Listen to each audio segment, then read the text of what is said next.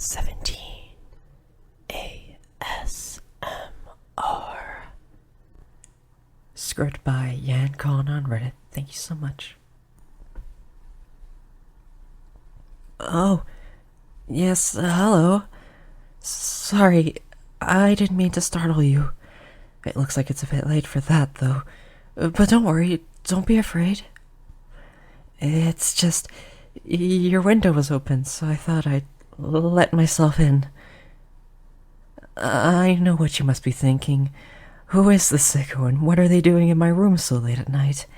It's a fair question. This whole situation is actually quite embarrassing. I thought and hoped that you would be sleeping. Not because I want to do anything nefarious. I'm not a thief or a home invader. Oh, well, okay. I guess I am a home invader. But that's not why I just wanted to talk.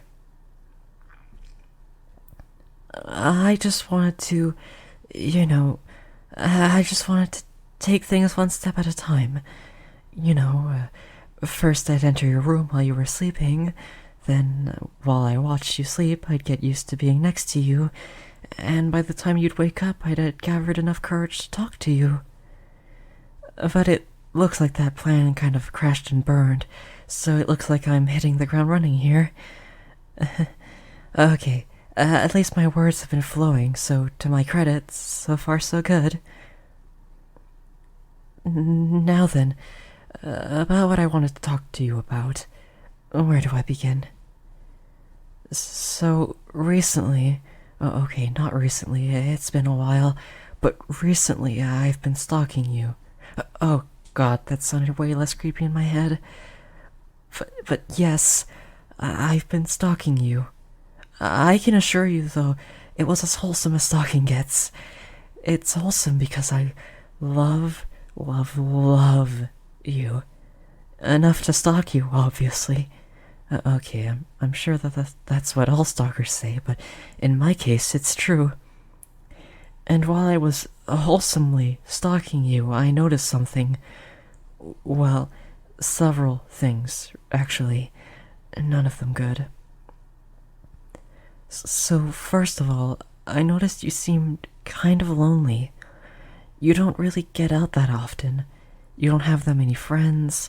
Well, real friends, anyway. Not your fault, by the way. And of those friends, you don't get to spend as much time with them as I'm sure you'd like. And even when you do spend time with them, the quality of that time spent isn't all that. It's perfectly possible to feel alone even when you're surrounded by company. Trust me, I get it.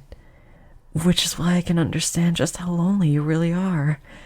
And like I said, not your fault. Bad things happen to good people, and you're a good person. Trust me. I'd be the one to know since I'm your stalker, a wholesome stalker. Because I love you. Don't forget that important bit. Please. But as for your condition, it gets worse. Not to be a pessimist, but it gets worse. Because, second of all, I've noticed you've been pretty anxious recently, a bit stressed. I don't know if you've ever even noticed, sometimes it just sort of happens, but I've certainly noticed. And I don't think the cause is just from your loneliness, because I've been watching you, and believe me, I know you have a lot of things to be stressed and anxious about. And I can see the effects that has had on you, and is still having on you. You haven't been yourself. Your eating habits have changed. Your sleeping habits changed. So much about you has changed. You're not the same person you once were, and I'm afraid that if this goes on any longer, then you'll lose your sense of self, and you might even forget who you even ever were. Which, here's the good part, is where I come in.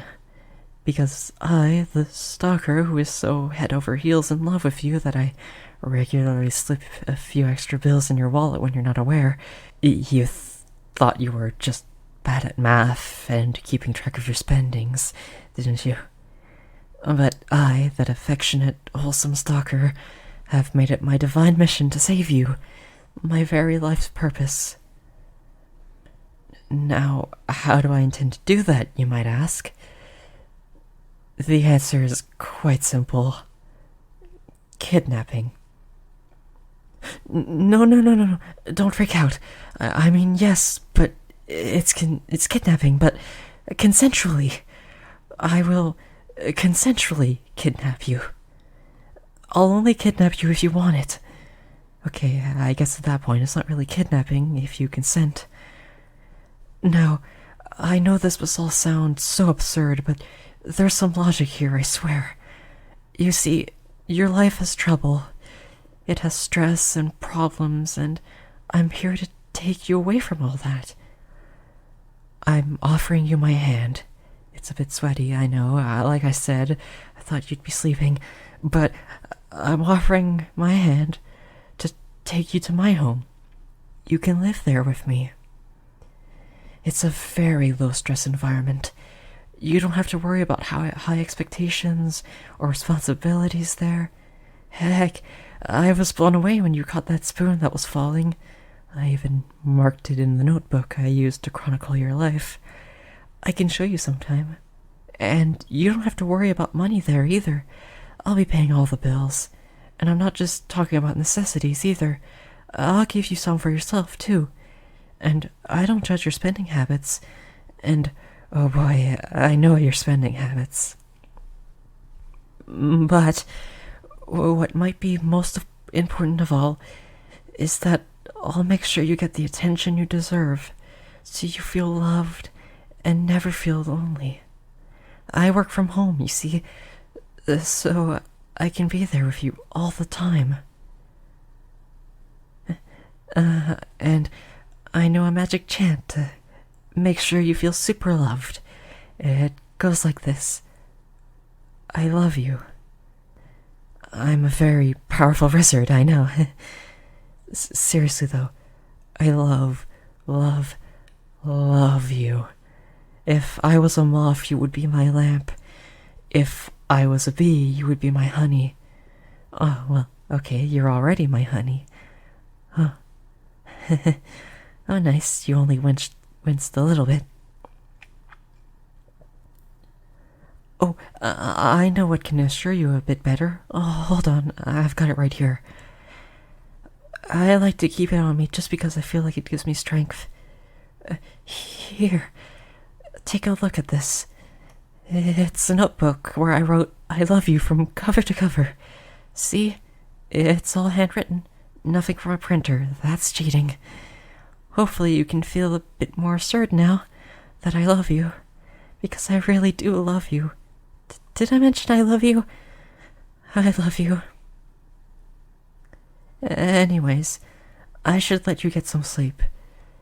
Do give my offer to kidnap you some thought. I'll be here again tomorrow night. I visit every night, after all. Oh, and please don't lock your window. Am I forgetting anything else? Oh, right. And just one last thing. I love you.